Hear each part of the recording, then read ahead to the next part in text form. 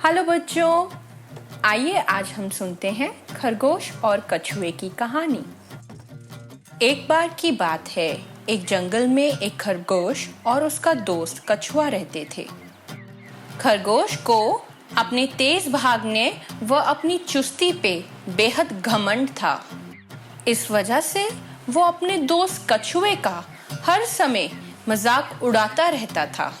एक दिन कछुए को नीचा दिखाने के लिए खरगोश को एक चालाकी सूझी।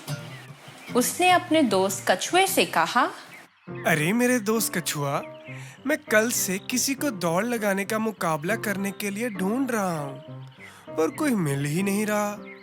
क्या तुम मेरे साथ दौड़ लगाने का मुकाबला करना चाहोगे? कछुआ एक सच्चा दोस्त था, इसलिए कछुए ने कहा, क्यों नहीं मेरे दोस्त खरगोश, मैं तुम्हारे साथ दौड़ लगाने का मुकाबला जरूर करूंगा। दोनों ने अगले दिन दौड़ लगाने का फैसला किया और अगले ही दिन खरगोश और कछुआ दौड़ लगाने के लिए तय की हुई जगह पर पहुंच गए। दौड़ शुरू हो चुकी थी। खरगोश पहले से ही बेहद तेज व चुस्त था। वो शुरू से ही कछुए के आगे भागने लगा और कछुआ धीरे धीरे आराम से चलने लगा। देखते ही देखते खरगोश इतना आगे निकल गया कि उसे कछुआ दिखना ही बंद हो गया। अरे मेरा आलसी व धीमा कछुआ दोस्त कितना भोला है। अभी तो शायद उसे यहाँ पहुँचने में बहुत वक्त लग जाएगा। मैं तब तक थोड़ा आराम कर लेता हूँ। और ये कहकर खरगोश आराम करने लगा और उसकी आंख लग गई। कछुआ बेचारा धीरे धीरे मंजिल की तरफ बढ़ता रहा और देखते ही देखते वो खरगोश को पार कर गया और खरगोश सोता रहा।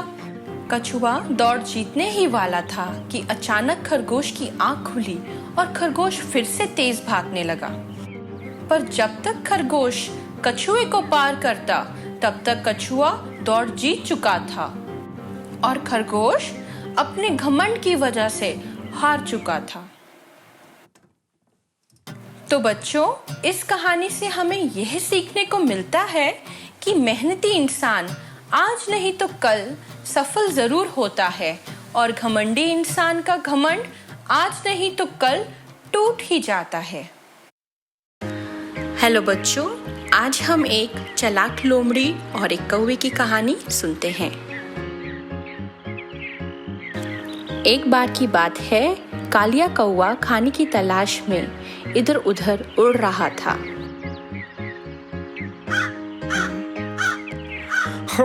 सुबह से मैंने कुछ नहीं खाया। मेरे पेट में चूहे दौड़ रहे हैं। मैं कहीं भूख से मर ही ना जाऊं। उड़ते उड़ते उसे अचानक एक पेड़ के पास पनीर का टुकड़ा गिरा पड़ा दिखा। पनीर देखकर उसके मुंह में पानी आ गया। कालिया ने जल्दी से वो टुकड़ा उठाया और पेड़ की सबसे ऊपर वाली टहनी पर जाकर के बैठ गया। शुक्र है भगवान का, कुछ तो खाने को मिला। अब तो मैं इसे धीरे धीरे पूरा आनंद लेते हुए खाऊंगा।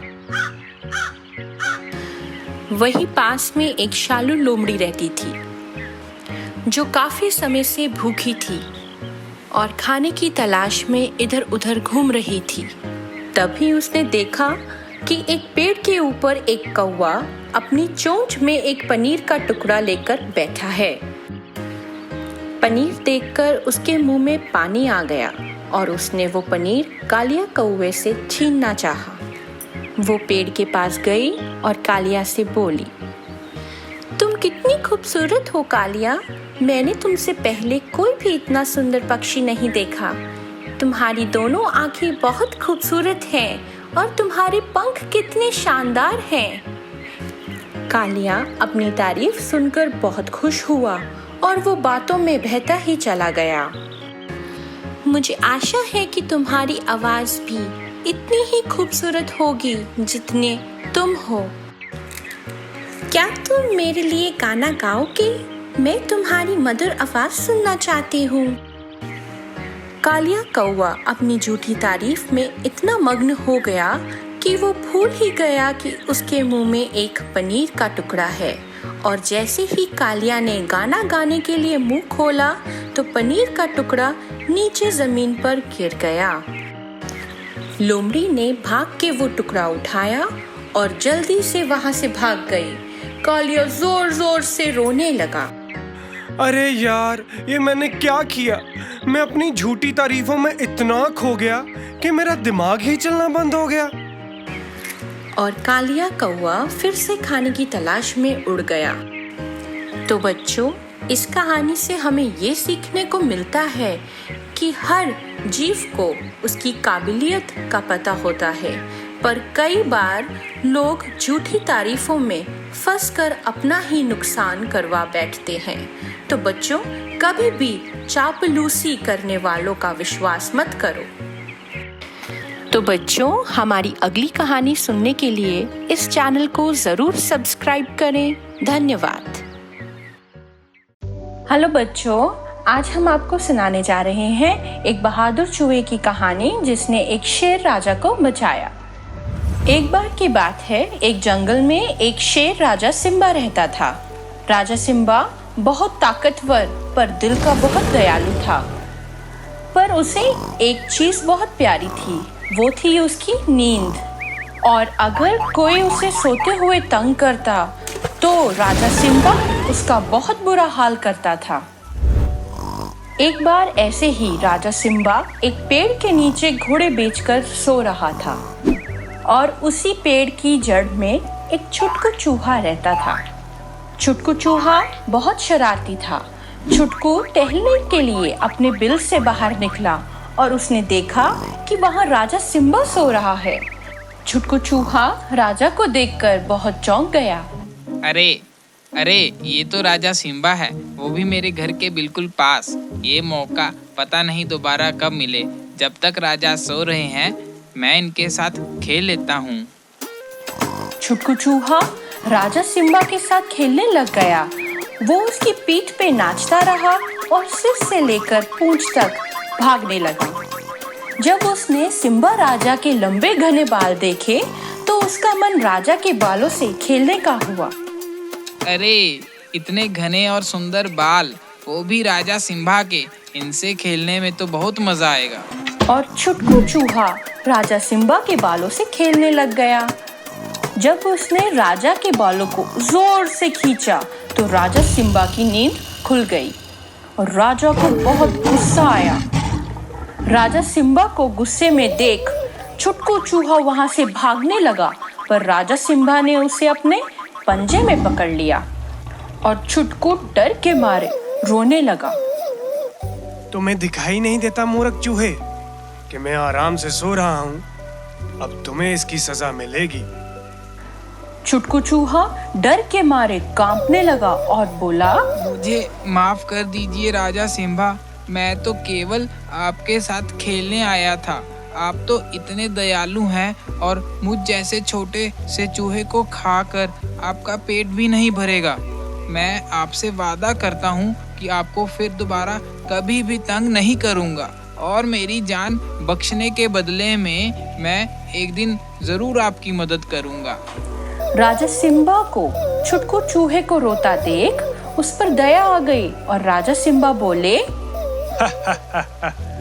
तुम छोटे से चूहे मेरी क्या मदद करोगे? छुटकू, तुमने मेरी नींद खराब की है, पर अगर तुम मुझे ये वादा करते हो तो ठीक है, मैं तुम्हारी जान बख्श देता हूँ। ये सुनकर छुटकू चूहे की सांस में सांस आई और सिम्बा ने उसे छोड़ दिया। कुछ दिनों बाद राजा सिम्बा छुटकू चूहे के घर के पास की एक नदी के किनारे पानी पीने आया, जहाँ पर कुछ शिकारियों ने जाल बिछाया हुआ था। जैसे ही राजा पानी पीने लगा तो शिकारियों ने राजा को जाल में फंसा दिया और राजा जोर जोर से दहाड़ने लगा। राजा की दहाड़ सुनकर छुटकू चूहा अपने बिल से बाहर निकला और राजा सिम्बा को जाल में फंसे हुए देखा। हे भगवान, राजा सिम्बा को शिकारियों ने अपने जाल में फंसा लिया। आज मुझे राजा सिम्बा की जान बचाकर उनके एहसान का कर्ज उतारना होगा। ये बोलकर चूहा झट से जाल के पास गया और अपने नुकीले दांतों से उस जाल को कुतरने लगा। देखते ही देखते छुटकू चूहे ने सारा जाल उधेड़ दिया और राजा सिम्बा आजाद हो गया। शेर को खुला देखकर शिकारी डर कर वहां से भाग गए और राजा सिम्बा छुटकू चूहे को धन्यवाद करते हुए बोले, बहुत शुक्रिया छुटकू, तुम तो बहुत कमाल के चूहे हो। तुमने आज इस जंगल को तबाह होने से बचा लिया। तुमने आज ये साबित कर दिया कि आकार से किसी भी चीज की शक्ति को नहीं आंका जाता और अब से तुम जब चाहो मेरे साथ खेल सकते हो। ये सुनकर छुटकू चूहा बहुत खुश हुआ और राजा के ऊपर चढ़कर फिर से खेलने लग गया। तो बच्चों, इस कहानी से हमें ये शिक्षा मिलती है कि हमें कभी भी किसी के आकार को देखकर उसका मजाक नहीं उड़ाना चाहिए और अगर हम किसी के साथ अच्छा करेंगे तो हमारे साथ भी एक दिन अच्छा ही होगा।